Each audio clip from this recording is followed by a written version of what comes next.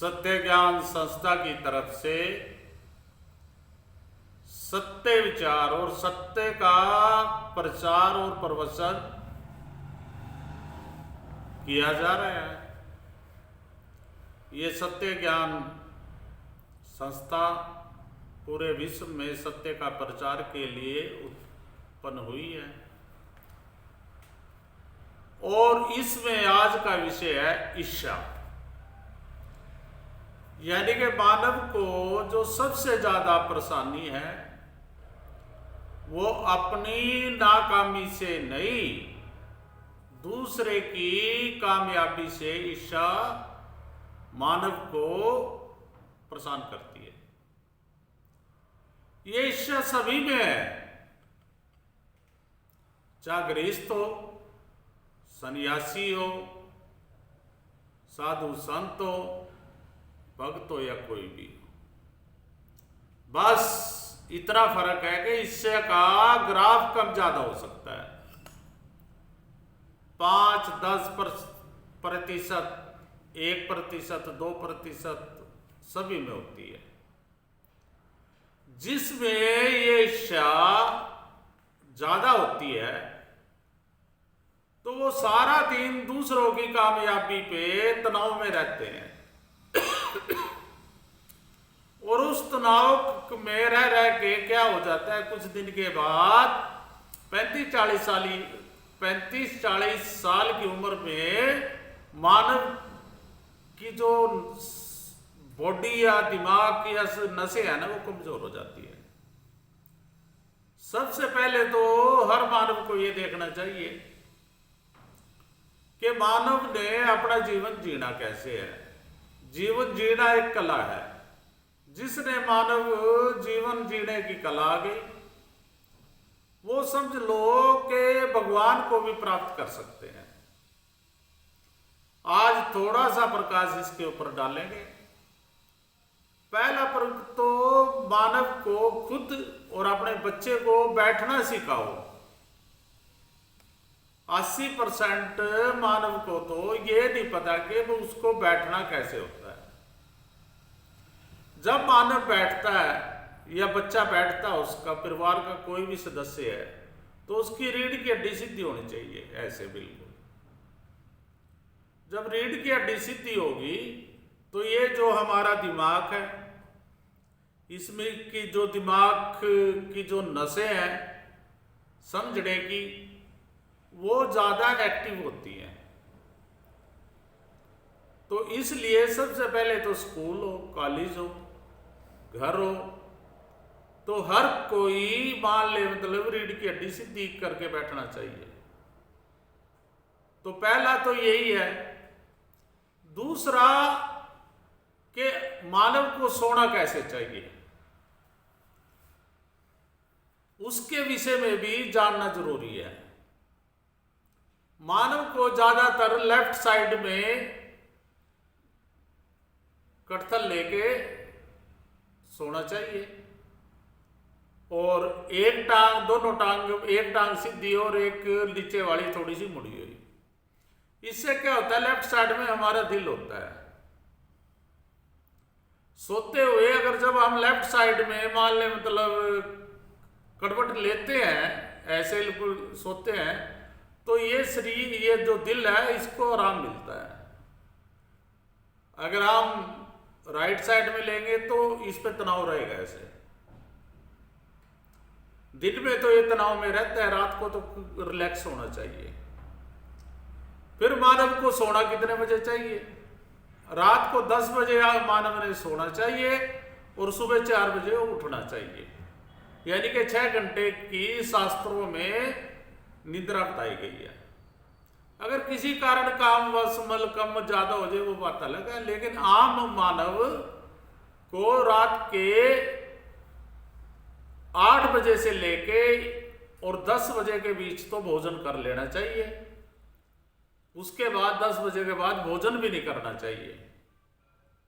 अगर 10 बजे के बाद आप भोजन करते हैं तो आपके पाचन क्रिया पे उसका असर पड़ता है, आपके स्वस्थ पे शरीर पड़ता है, आपको पता नहीं लगता। धीरे धीरे अंदर का जो सिस्टम है वो गड़बड़ हो जाता है। तो रात को 10 बजे सोना चाहिए, सुबह 4 बजे उठना चाहिए। 4 बजे तो हर 12 महीने, यानी कि बिस्तर छोड़ देना चाहिए। और जो मानव सूर्य उदय होने के बाद बिस्तर छोड़ते हैं, उनकी बुद्धि भी सुस्त होती है और सारा दिन उनके शरीर से सुस्ती नहीं निकलती। अपने बच्चों को भी ये शिक्षा देनी चाहिए। और वैसे फिर खान पान भी किस समय में क्या खान पान होना चाहिए, वो ज्ञान मान ले अपने बच्चों को भी देना चाहिए और घर में भी अपनाना चाहिए। अगर आपको अभी मैं प्रवचन करूं तो किस टाइम क्या खाना चाहिए, ये तो इसी में समय निकल जाएगा, तो फिर इसके बारे में किसी दिन और बताएंगे। तो खान पान समय के अनुसार, जैसे मौसम में परिवर्तन होता है, शाम को क्या खाना चाहिए, सुबह क्या खाना चाहिए, दोपहर को क्या खाना चाहिए, और दोपहर को मतलब फुल पेट भर खाना खाना चाहिए और शाम को खाना कम खाना चाहिए। इसीलिए ज्यादातर परिवारों में देखा गया कि शाम को चावल बनाते हैं। चावल क्यों है कि चावल हल्का मतलब भोजन होता है, वो जल्दी पच जाता है। भारी भोजन मतलब भोजन नहीं करना चाहिए। अब ये तो थोड़ी बहुत होगी कि मान ले के मानव को जीने की कला। दूसरी बात है कि सबसे ज्यादा जो मानव अपने आप में कामयाब नहीं होते या कुछ करने की उनमें क्षमता नहीं होती, क्षमता तो हर आदमी में है, बस कुछ मानव को तो संगत का फर्क पड़ जाता है, कुछ मानव को सही कोई दिशा या गाइड नहीं कर पाता, तो कुछ मानव का टाइम टेबल खान पान सारा दिन सुस्त रहना, तो फिर उसकी बुद्धि की भी इतनी सोच यानी इतनी तीव्र बुद्धि नहीं होती। तो बहुत सारे देखे हैं कि लोग अपने मतलब नाकामी से इतना परेशान नहीं होते जितना किसी की कामयाबी से परेशान होते हैं। बहुत सारे मानवों का तो ऐसा देखा है 40, 50, 60% तक मानव मान ले दूसरे से इच्छा कर लेता है, और जब उसकी इतनी इच्छा की ग्राफ बढ़ जाता है तो वो मेंटल स्थिति में हो जाता है, सारा दिन तनाव में रहता है और डॉक्टरों की मदद लेनी पड़ती है, यानी कि एक पागल जैसी स्थिति हो जाती है। तो इसलिए इन चीजों से बचना चाहिए। सबसे पहले तो ये है, देखो इच्छा सब में है, कम ज्यादा हो सकती है। संत महात्माओं में भी एक दूसरे के संत के प्रति इच्छा प्रकट हो जाती है। ये सारे अवगुण भगवान ने मानव को दिए हुए हैं, ये तो त्रिवेणी है। इन बुराइयों से बच के जो मानव अपना जीवन जेले, वो अपना फिर स्वर्ग की या मोक्ष भी प्राप्त कर सकता है। तो ये हमारे परिवारों के संस्कारों में थे। अब संस्कार धीरे धीरे खत्म हो रहे, अब तो इंटरनेट ही सब कुछ है। इंटरनेट में सारी दुनिया की बुराई भी है और कुछ उसमें ज्ञान भी है। वो तो समझने वाले ने अभी क्या समझना चाहिए। अभी ईर्ष्या के ऊपर मैं आपको एक छोटी सी की कथा सुनाता हूं। एक मानव बहुत ही गरीब थे, यानी कि उसका रोटी खाने का भी व्यवस्था नहीं थी। तो लेकिन वो भगत थे, तो उन्होंने क्या सोचा, कहने लगे भाई देखो मैंने तो बहुत करके देख ली कि अब भगवान की भक्ति करता हूं। सतयुग का टाइम था। सतयुग में क्या था कि प्रकृति में ही भगवान बहुत जल्दी प्रकट हो जाते थे। अब कलयुग में कैसे रहेंगे भगवान? यहाँ तो मानव भी नहीं रह सकता, इस प्रकृति को इतना दूषित करती है इंसान ने। हवा शुद्ध नहीं है, जल शुद्ध नहीं है, पृथ्वी शुद्ध नहीं है, कुछ भी शुद्ध नहीं है। जो हमारे सूरज की किरणें आती है भी शुद्ध नहीं रहेगी, तो भगवान कहाँ रहेंगे?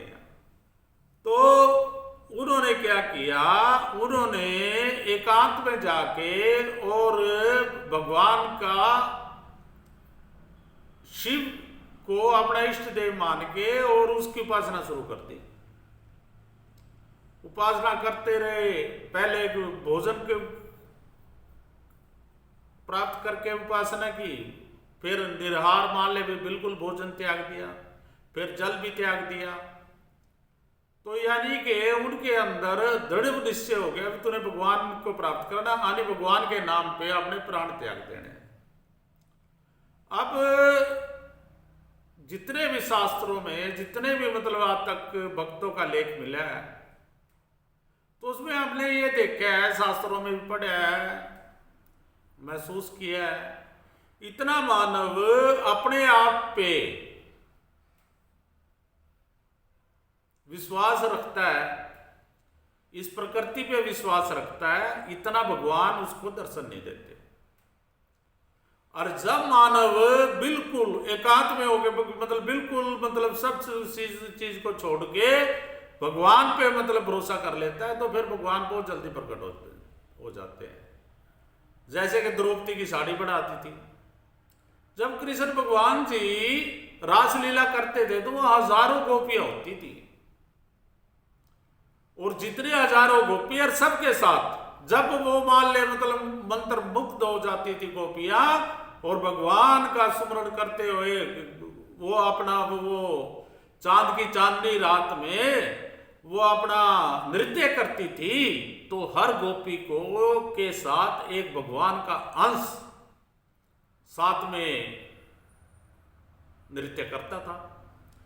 और जब किसी गोपी को यह अभिमान आ जाता, देखो ये कृष्ण तो बावड़ा है, तेरे रूप पे मोहित हो रहा है, तो फिर उसको भगवान वहां नजर नहीं आता था। तो ऐसे ही जब भगवान की शरण में कोई जाए तो सब कुछ छोड़ के भगवान को अर्पण जो हो जाता है, तो उसको भगवान बहुत जल्दी दर्शन दे देते हैं। तो ऐसे ही जब उनकी तपस्या पूर्ण हुई तो शिव जी प्रकट हो गए और कहने लगे, भाई बोलो बच्चा आपको क्या चाहिए। कहने लगे जी मैंने संसार में जब से जन्म लिया है, अब मेरा परिवार भी है, शादी भी होगी, लेकिन मेरे को संसार की हर वस्तु, किसी भी वस्तु का भोग प्राप्त नहीं हुआ। कहने फिर क्या चाहते हो। कहने मेरे को संसार की सारी वस्तुओं की प्राप्त हो। तो शिव कहते हैं भी ठीक है भगत, आपको तदास्तु, जो आपने वर मांगा है ये आपका फलीभूत हो। और ये लो मंत्र, जब भी आप किसी चीज की कामना करो, 1.25 फुट जगह गाय के गोबर से शुद्ध करके लीप के, और उसमें बैठ के आप ये मंत्र का उच्चारण करोगे, जो भी दिल में आप कामना करोगे वो आपकी कामना वहीं प्रकट हो जाएगी। लेकिन एक चीज रहेगी इसमें, अगर आप एक चीज मांगोगे तो पड़ोस में जो है आपका पड़ोसी, उसको 2 चीज प्राप्त होगी। और भगवान तो आशीर्वाद देके चले गए। अब चले गए तो चलने के बाद जब वो मान ले मतलब भक्त घर आ रहा है, वो सोचता आ रहा है भाई मैंने की तपस्या, मैंने की भगवान को प्रसन्न मैंने किया, लेकिन लाभ मेरे को आता मिलेगा और पूरा लाभ मान लो ज्यादा डबल लाभ उसको मेरे पड़ोसी को मिलेगा। वो सोचता रहे भाई क्या करूं क्या करूं।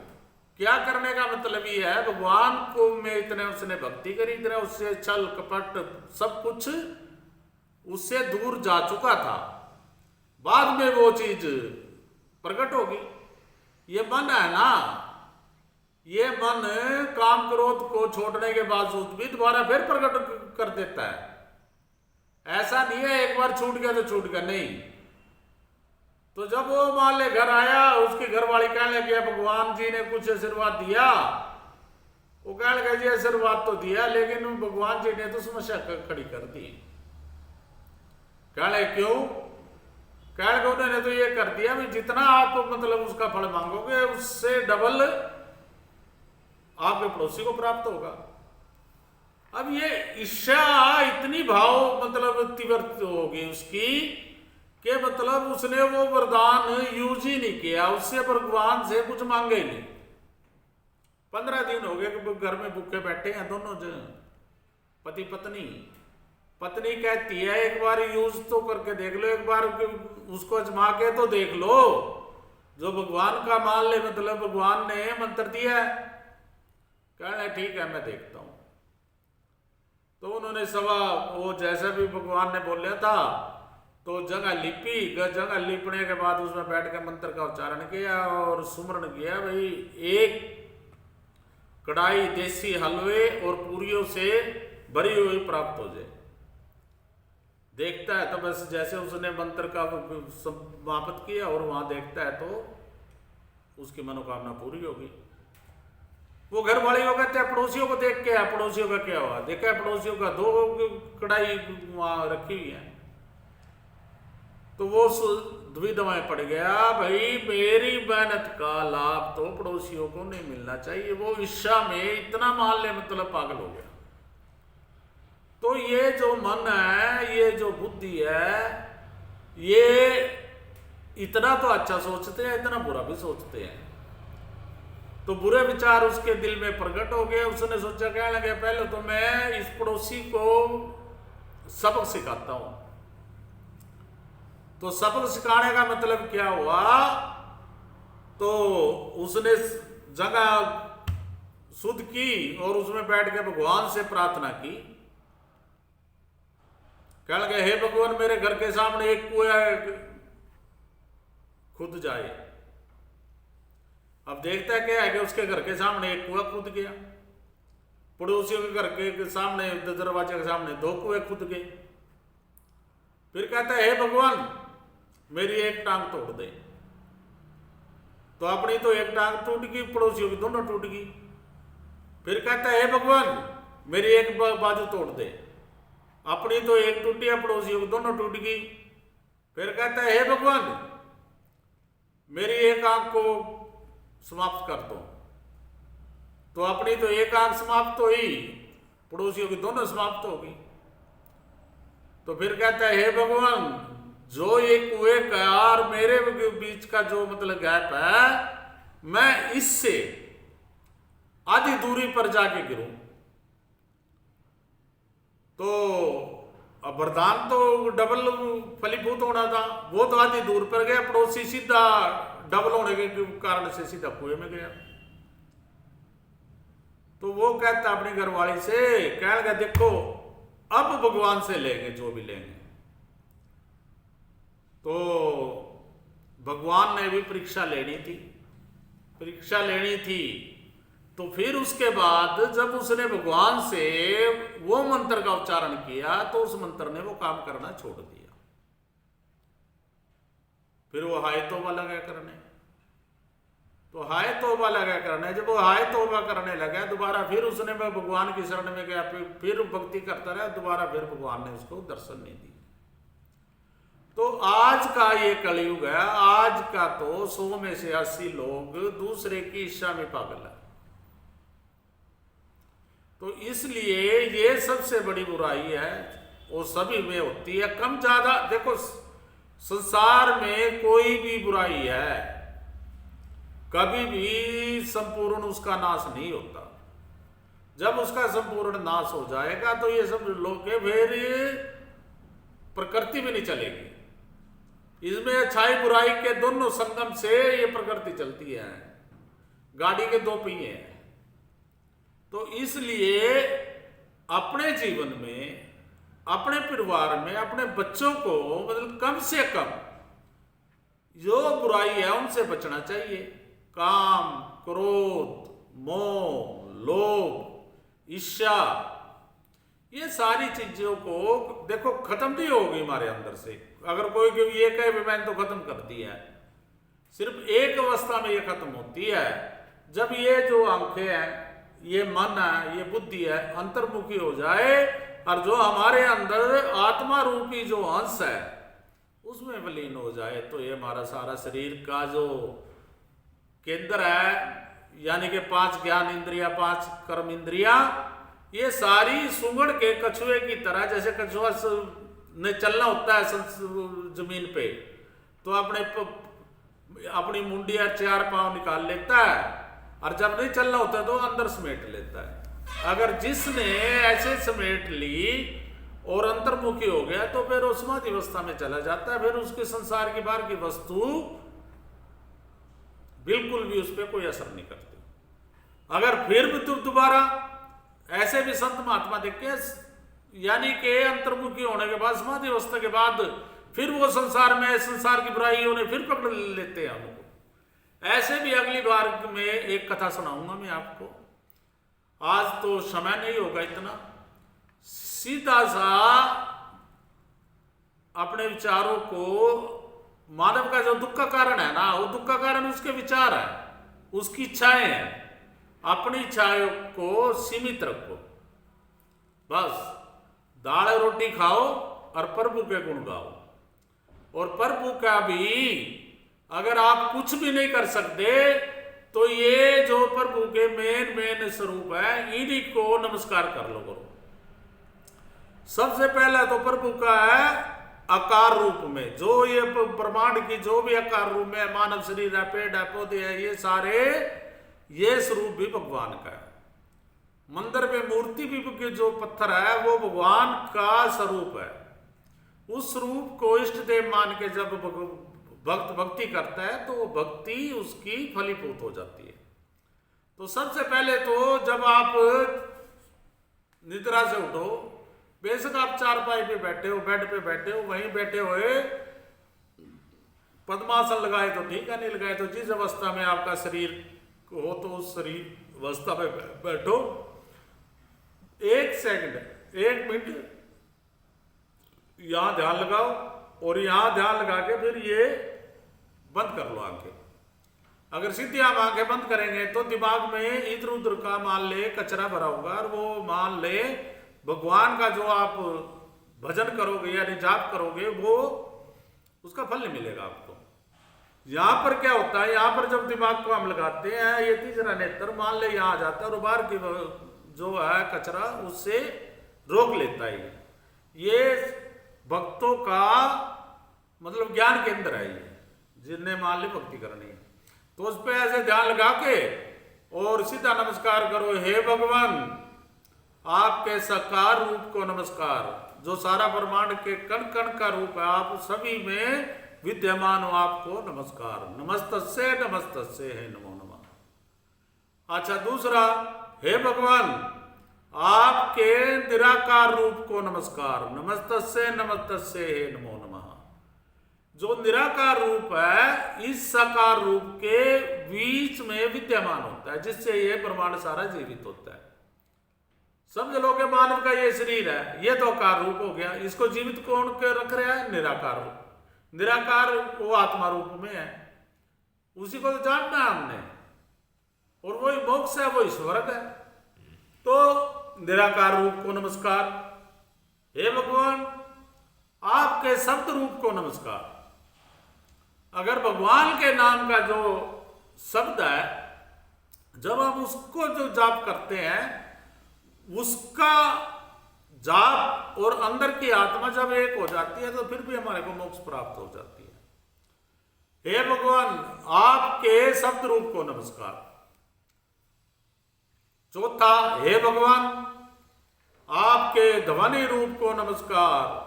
इस ब्रह्मांड में किसी कोने में चले जाए ओम का गुंजन होता है। जब कोई भी बच्चा, किसी भी जीव का बच्चा जन्म लेता है, वो ओम का उच्चारण करते हुए होता है। ओम क्या है? ओम ब्रह्म है, ओम शिव है, ओम ही भगवान है, शिव तत्व ही भगवान है। सबसे पहले तो ये आपने बिल्कुल आपने अपनी अंतरात्मा में मूल रूप की तरह समझ लेना है और अपने बच्चों को बचपन से ये शिक्षा देनी है। तो शब्द रूप में हो गया, ध्वनि रूप में हो गया। फिर हे भगवान, आपके पंच तत्वों को नमस्कार। जो पंचभूत है ये भी शिव के रूप है। ये जब मिलती है उनसे प्रकृति उत्पन्न होती है और अंदर में जो निराकार रूप में शिव उत्पन्न हो जाते हैं। प्रकृति आदि शक्ति का रूप कहा गया है। और फिर भगवान का जो रूप कहा गया है शास्त्रों में, हे भगवान, आपके बीज रूप को और प्रकृति रूप को नमस्कार। यानी कि जो बीज रूप में शिव को कहा गया, इस ब्रह्मांड के छोटे से छोटे कण, बड़े से बड़े मानव या जो भी मतलब चीज उत्पन्न होती है, उसमें भगवान का अंश होता है बीज के रूप में, तभी वो उत्पन्न होती है। तो प्रकृति उसका आकार के रूप में उत्पन्न करती है, जैसे हमारा शरीर है, ये बिल्डिंग है, ये सब कुछ है। तो इन चीजों का भगवान का मान ले अपनी चारपाई पे उसमें बैठ के वहीं से अब उनका इतना ध्यान लगा लो, इससे ज्यादा लगाने की कोई जरूरत नहीं है। तो अगर ये भी ना होए तो आप 5 बार ओम नमः शिवाय का जाप कर लो, उससे भी भगवान प्रसन्न हो जाते हैं। या 5 बार गायत्री मंत्र का जाप कर लो। या जो हमारे बुजुर्ग थे उनको भी पहले ये सिखाया हुआ था भी राम का नाम सबसे बड़ा नाम है, राम ही शिव है, राम ही सब कुछ है। तो हमारे बुजुर्ग सुबह उठते सार राम राम करते थे। हमने देख के अपने बुजुर्ग सुबह उठते थे राम राम राम, हे भगवान राम राम राम, यानी कि मतलब 5-7 बार राम राम कर लेते थे और उनके कर्म शुद्ध होते थे और उन्हीं से उनको मोक्ष प्राप्त हो जाता। आज जैसे लोगों पे पैसा हो रहा है, सब चीज पैसे से मोल खरीदना चाहते हैं। लोग चाहते हैं हमारे को स्वर्ग भी पैसे से मिल जाए। भाई ये पैसे पूछा तो मानव की, पहले तो सतयुग और आदिकाल में तो पैसे होते नहीं थे, चीज के बदला चीज का परिवर्तन होता था। अब ये पैसा क्या काम करता है, ये करेंसी बना दी हर राजा ने, हर देश ने, ताकि भाई मान ले हर चीज तो आप लेके नहीं घूमोगे तो कोई भी चीज के बदले एक करेंसी मिल जाएगी, उस करेंसी को देके आप कोई भी चीज ले सकते हो। चलो ये तो मान लो देश की व्यवस्था है, समाज की है, देश चलाना है, लेकिन हमने तो अपना घर ही चलाना है। और इस घर में सबसे बड़ा पुण्य, सबसे बड़ा जो पुण्य है वो पुण्य है कि सत्य का, ज्ञान का प्रचार करना। पहले तो आप खुद इस नियम को अपनाओ, भगवान का भजन भाई ऐसे कर लो और ऐसे काम करो। फिर जितने भी आपके नजदीक के लोग आपके साथ जुड़े हुए हैं, रिश्तेदार, प्यारे मित्र, फिर उनको इस चीज का ज्ञान दो। हमारे सनातन में क्या है कि हर मानव को भगवान का नाम लेने की आजादी है। वो किस तरह लेता है कि कोई रोक टोक नहीं है, कोई नियम नहीं है। तो इसका क्या किया, इसका कुछ मतों ने व्यापार बना लिया। तो उस व्यापार में मान ले आम मानव भी उलझन में पड़ जाता है। जैसे कि इस्लाम की उत्पत्ति हुई, वो भी ऐसे हुई, जबरदस्ती से उन्होंने मतलब लोगों को धारण कराया। क्रिश्चियन मत की हुई, उनकी भी ऐसे हुई। और अब हर रोज नए नए भगवान उत्पन्न हो रहे हैं। इसलिए इनसे बचो भाई। किसी को भगवान ने हर मानव को आजादी दी है, कोई किसी का कर्म नहीं बदल सकता। मोक्ष मिलेगी हमारे कर्मों से मिलेगी, पैसा आवेगा हमारे कर्मों से आएगा, जब हम काम करेंगे, कोई व्यापार करेंगे। हर कुछ हमारे अंदर ही है और वो अंदर से ज्ञान बाहर निकालना है, उसको किस जगह यूज करना है वो तुम्हारी मर्जी है। तो आज का प्रवचनों को यही विराम देते हैं। तो अगले फिर रविवार को फिर सत्य का ज्ञान के कुछ प्रवचन देंगे। एक बार आपसे बार बार प्रार्थना है कि इसको सुनना नहीं है, समझना है। अगर आपने समझ आ गया तो फिर समझ लो इसका लाभ मिल जाएगा आपको। अगर नहीं समझ में आया तो फिर इसको आप लाभ नहीं प्राप्त कर पाओगे। तो इसलिए आज का विषय यही समाप्त होता है। ओम नमः शिवाय।